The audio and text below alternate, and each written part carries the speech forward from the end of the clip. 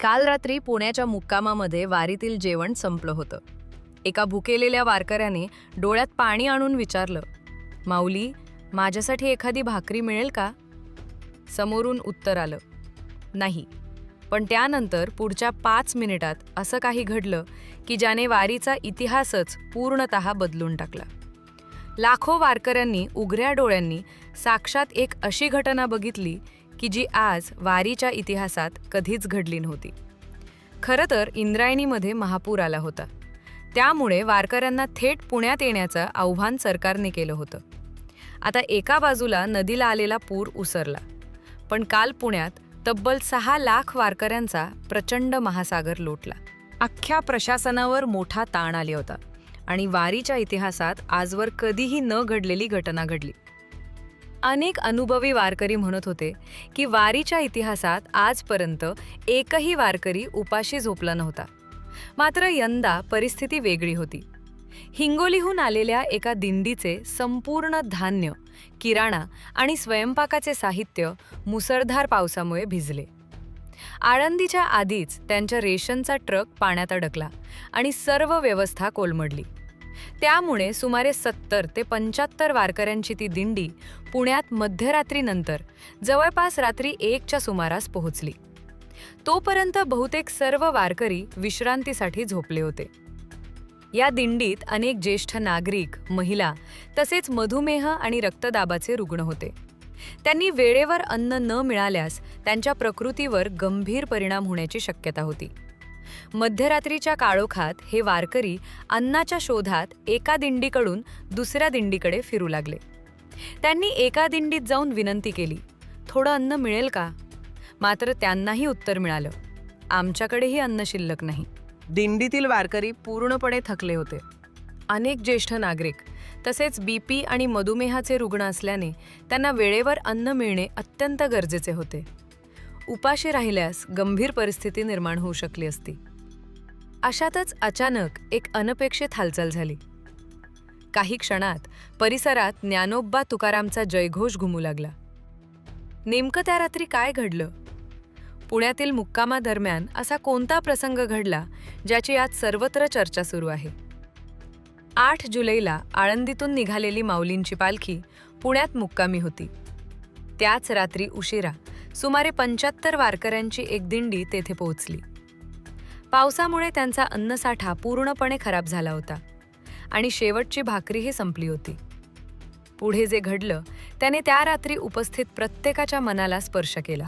2026चा आषाढी वारी सोहळा अनेक अनपेक्षित घटनांमुळे चर्चेत आला. 8 जुलैला पालखी प्रस्थान करण्यापूर्वी आळंदी परिसरात मुसळधार पाऊस झाला. नदीची पातळी धोक्याच्या जवळ गेल्याने अनेक दिंड्यांना काही काळ पुण्यात थांबण्याच्या सूचना देण्यात आल्या.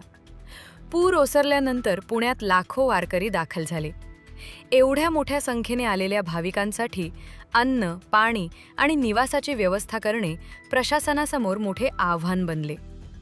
प्रत्येक वारकऱ्याला वेळेवर जेवण मिळावे यासाठी सर्वजण प्रयत्न करत होते. मात्र त्याच रात्री सुमारे 1 वाजता हिंगोलीहून आलेली एक दिंडी पुण्यात पोहोचली.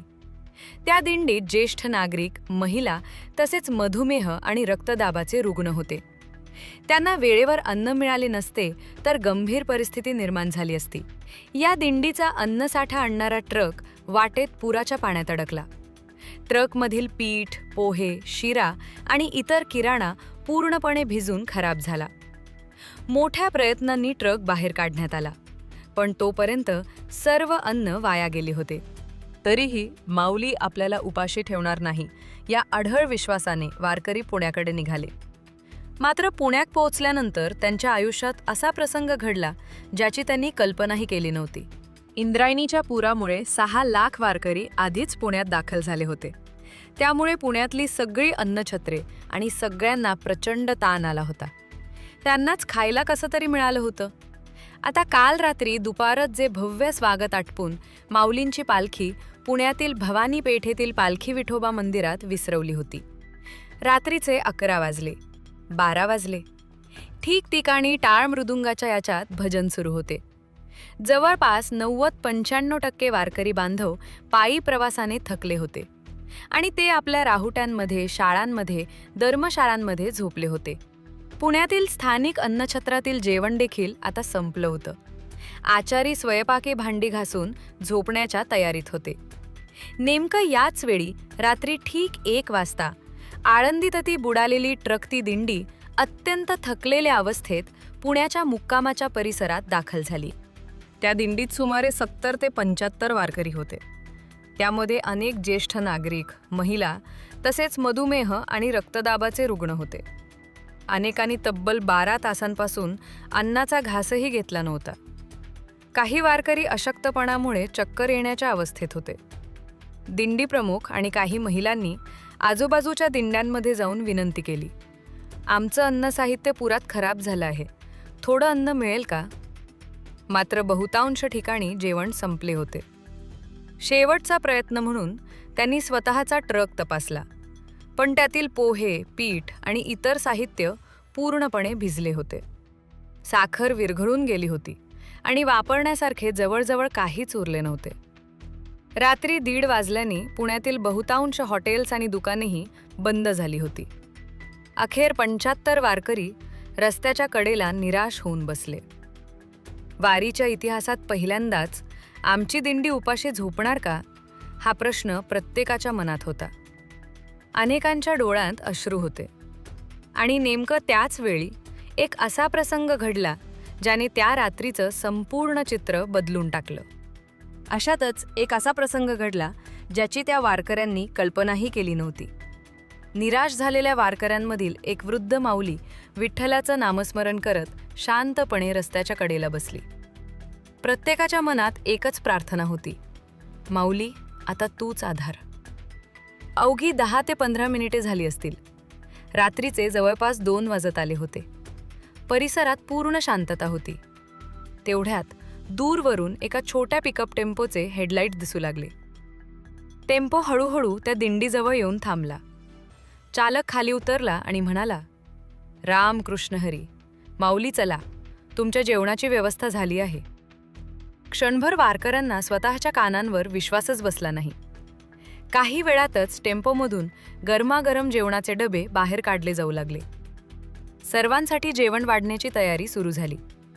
मात्र या मदतीमागे नेमकं कोण होतं? मध्यरात्री गरम जेवण घेऊन हा टेम्पो कुठून आला आणि ही व्यवस्था कोणी केली? जेव्हा वारकऱ्यांनी चालकाला हा प्रश्न विचारला, तेव्हा समोर आलेली माहिती ऐकून उपस्थित अनेकांचे डोळे पाणावले.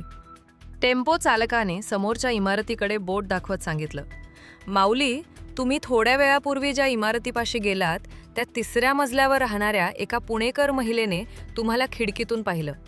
तुम्ही अन्न शोधत आहात हे त्यांच्या लक्षात आलं. वारीत आलेला एकही वारकरी उपाशी राहू नये या भावनेतून त्यांनी तात्काळ आमच्याशी संपर्क साधला. रात्री उशिरा त्यांनी स्वतःच्या खर्चाने 75 वारकऱ्यांसाठी गरम जेवणाची व्यवस्था केली आणि आम्हाला ते तातडीने येथे पोहोचवायला सांगितलं.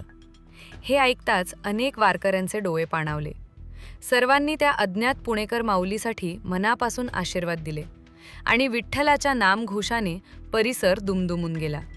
खरंच, विठ्ठल नेहमीच प्रत्यक्ष दिसतो असं नाही. अनेकदा तो एखाद्या मदतीला धावून येणाऱ्या माणसाच्या रूपाने भेटतो. त्या रात्री 75 वारकऱ्यांची भूक भागली आणि माणुसकीचा सुंदर संदेश सर्वांच्या मनात कायमचा कोरला गेला. वारकरी बंधूंनो, या प्रसंगाबद्दल तुमचं मत काय आहे? आम्हाला कमेंटमध्ये नक्की कळवा. आणि जर तुम्ही माऊलीचे भक्त असाल तर कमेंटमध्ये राम कृष्ण हरी लिहायला विसरू नका. धन्यवाद.